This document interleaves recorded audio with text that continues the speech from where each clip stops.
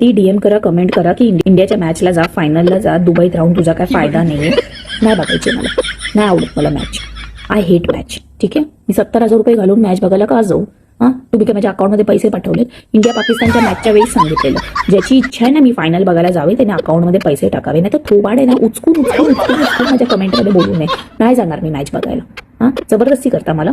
तुमचं ऐकू मी, ते मी माझ्या घरच्यांचं ऐकत नाही, माकडच्या लोकांना. तुमचं ऐकू मी, मला नाही बघायचं, नाही आवडत मला मॅच. आणि जर तुम्हाला मॅच आवडते आणि मला मॅच नाही आवडत म्हणून तुम्हाला मी नाही आवडत, नका आवडून घेऊ मला. समजलं?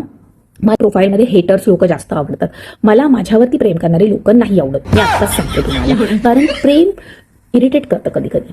अपेक्षा वाढवतं, एक्सपेक्टेशन वाढवतं, आणि तुम्ही आता माझ्याकडून ते करायला लागलाय. So please hate me, don't love me. आणि मी मॅच बघायला नाही जाणार. मी घरात बसून पॉपकॉर्न खाईल, ज्यूस पिल आणि ये करून बोलेल. स्टेडियम मध्ये जाऊन तिकडे 33 डिग्री टेम्परेचर चालू आहे, त्याच्यामध्ये मी जाणार नाही. ठीक आहे, 8 तास बसा जबरदस्तीने. अपोजिट वाल्यांना आपण बघा, आणि तिथे जाऊन पण बोंबलायचं असेल ना, तर काही कळत नसेल ना काय चाललंय आणि काय नाही, त्याच्यासाठी पण स्क्रीनमध्ये जाऊन बघा. त्याच्यापेक्षा मी माझ्या घरातल्या स्क्रीनमध्ये बघेल. परत जर मला डीएम कमेंट केलं की दुबईला राहून पण तू मॅच बघायला जात नाही, तर तुझा काय उपयोग, तर यादच राख, ब्लॉकच मारीन सगळ्यांना मी. जबरदस्ती करतात माझ्यावर.